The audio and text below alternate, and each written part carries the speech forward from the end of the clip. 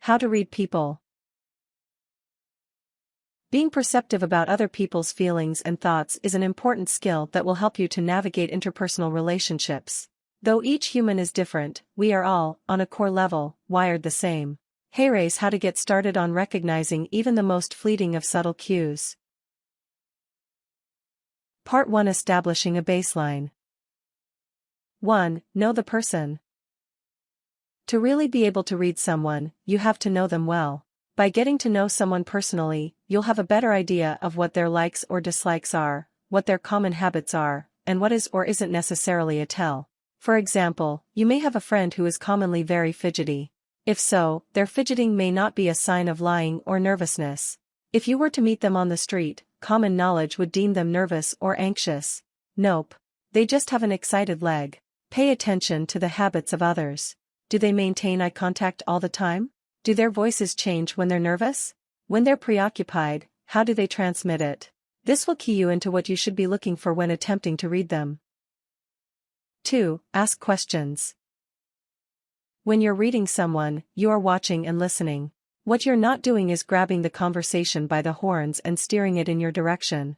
So ask your question and get out of there. Sit back, relax, and enjoy the show. You'll be best off asking short, to the point, pertinent questions. If you say, "How's your family?" you may get a rambling, all over the place response that doesn't help you gauge well the information you're looking for. If you say, "What book are you reading currently?" you may be able to gather more personal information. 3. Look for inconsistencies in their baseline. A normally affectionate person who seems not to be physically present and doesn't seem to want to get near anyone with a 10-foot pole has something going on. The same behavior exhibited by Boo Radley does not necessarily mean the same thing. Once you've gathered how the person acts in day-to-day life, keep an eye out for the stuff that doesn't mesh. If something doesn't seem to add up, you'll have to ask why, at least initially. They could simply be exhausted, had a fight with their significant other, got yelled at by their boss, or just have some small personal issue that's sticking in their craw. Do not assume it's a reflection of your relationship with that person before you have all the details. 4. Work in clusters. Seeing one cue is not grounds for jumping to a conclusion. After all, someone could be leaning away from you simply because that chair is hard to get comfortable in. If you are heavily relying on the non-verbal, make sure you have 3 or 4 signs before you start making assumptions.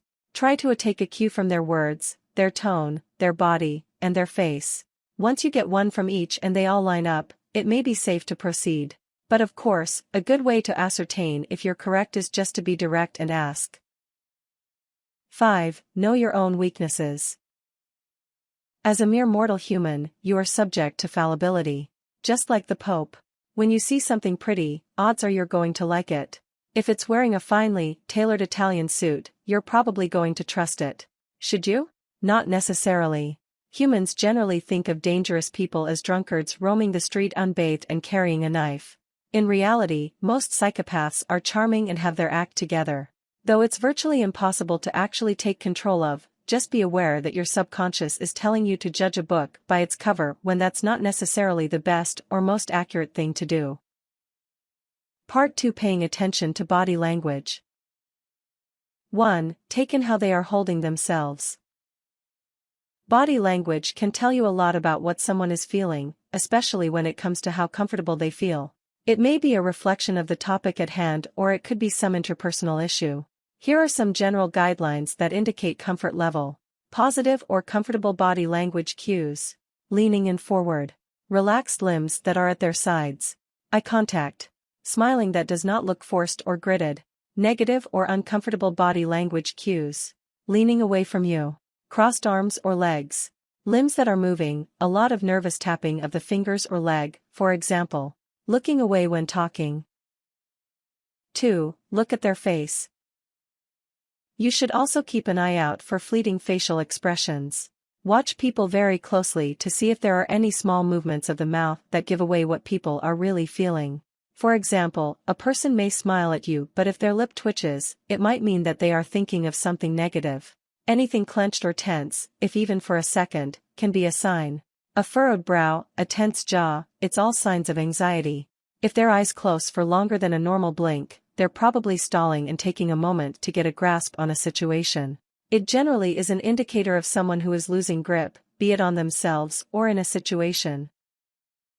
3. See if they touch you. For example, if a person usually hugs you when they see you but they don't, it might mean that they feel tension towards you. Similarly, think about things like a weak handshake, that could signify nervousness or uncertainty. Touching is a tough one, though. Everyone has different ideas of a personal bubble, and just because someone touches you a lot doesn't necessarily mean you're in. You could just be one in a line around the block. If you're curious about their touching habits toward you, monitor them around other people to see where the norm lies. 4. Observe how far away they are spatially. How close or far away a person is from you also gives you some insight into their state of mind. For example, if a person is distancing themselves from you physically, it may mean that they do not want to be vulnerable or intimate. Or it could mean they're in a hurry. Again, clusters are key here. Some people are not comfortable being within a certain physical proximity of others regardless of the situation. So just because someone keeps their distance, it may not be a reflection of you. The same goes for the opposite end of the spectrum. Other people have no concept of personal space. If they're violating yours, they may not even realize it. Part 3. Registering vocal cues. 1. Listen to their tone of voice. A person's voice can tell you a lot about what they're feeling. Listen for inconsistencies in tone or pitch of their voice. Are they simultaneously coming off as happy and angry? They're probably trying to cover something up. Note the volume. Are they talking louder or quieter than usual? Watch to see if they are hedging using their voice, saying or often. If this is the case, they might be nervous or lying and trying to buy time. See if their tone conveys an emotion that they're not expressing outright. For example, do they sound sarcastic or angry? They may feel the need to passively address the situation. If this is the case, it's best to get everything out in the open. 2. Note the length and tone of their responses. Short, clipped responses to questions could mean that the person is frustrated or busy, while long responses could mean that the person is interested and happy with the conversation. 3. Think about word choice. When people say things, there's always a process underlying the content. If someone were to say to you, "You're dating another dental hygienist?" Their usage of the word another indicates that they're actually saying, "You just dated a dental hygienist and that went to crap, now you're dating another one?" The recent construction "yeah, no" has become quite popular. Even small two-letter words can be a dead giveaway for ambivalence, or for definiteness or face-saving or assent or dissent or really anything for that matter. Even if your buddy says, "Dude, come on," that can be a small sign. The dude there is to indicate solidarity, an acceptable way of saying friend. So start parsing away those words to get a true indicator of how your target feels. Part 4. Reading people in different contexts. 1. Know the appropriate tells in a romantic context. On a date, you want to ensure that the other person is also into you. Again, clusters are huge here. It's very common for people, women especially, to be mistaken as interested when they're just being sociable. So stay alert. Watch for body language. Are they leaning forward? Do they have relaxed body language, i.e. no crossed arms or tense shoulders? These are good signs that the person feels comfortable and interested in you. On a date, try to see how much the other person is talking and how engaged they are in the conversation. If they are interested, they will lean forward, nod when you talk, and ask questions. Look for how much they're smiling. If they seem tense and are not smiling during the entire date, it may mean that they feel uncomfortable. At the end of the date, see how they approach you. This is when you should be especially aware of touch interactions. Do they kiss or hug you? Or do they remain far away? This will give you some insight into how warmly they feel towards you. 2. Know the constructs of a job interview. Job interviews are nerve-wracking and it can often be difficult to gauge how well one went. Keep an eye out for positive body language that means the interview is going well. But also know that in this context, both parties are on high alert for good impressions, so the data points you gather may not be accurate long-term. Again, you will want to make sure that the interviewer is giving out positive body language like leaning in and asking questions. You want them to be revealing that they are interested in you and what you're saying. If your interviewer is shuffling papers or checking his or her computer screen or phone, they may be losing interest. Try to recapture their attention if it seems that they are getting impatient or bored. When you are leaving, see how the interviewer says goodbye to you. Do they give you a firm handshake and genuine smile? These are good signs that mean that the interview went well. 3. Detect a liar. One of the most common reasons why you would want to learn how to read someone is to see if they are lying. When observing someone to see if they are lying, you want to look for body language and cues that correlate with nervousness. Once more, clusters. Check to see if someone's voice changes, or if they suddenly change their body language. For example, if your spouse usually hugs you and touches you a lot but suddenly stops when you're asking them about something, they may be lying. Do not mistake a person who looks to the side or doesn't make eye contact for a liar, because researchers have found no relation between making eye contact and lying. See if they stop using the word I. Research shows that sometimes when people want to distance themselves from a lie, they will avoid using the word I and will instead speak of themselves in the third person. Example, this guy loves a good football game. See if what they're saying is too elaborate and detailed. Sometimes when people lie, they rehearse a whole story beforehand. If this is the case, watch out for a story that sounds rehearsed or overpolished.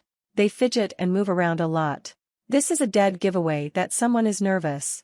If the person you're talking to keeps moving around, tapping their foot, or chewing on a pencil, it may mean that they are lying. Look into their eyes. If their pupils grow bigger while saying something, then it is a lie. That's why most poker players wear sunglasses. Tips. Remember that body language can differ for different people. Some people feel more comfortable when they have their arms crossed, so this may not be a sign that they are uncomfortable or distancing themselves. If you want to learn how to spot signs of lies or deceit, watch kids while they're trying to lie. They will use common methods that will help you spot those same signs in adults easier. Trying to discern things from body language and other cues will only get you so far. If you really need to know something, ask the person directly. Warnings. Watch for people who know all these methods, as they can be countered. A liar can lie without the slightest disclosure of the details above by using lies that are short but detailed. They can do so while looking you in the eye. Try to see whether they're hiding a smile or looking at your pupils, trying to read if you believe what is being said or not.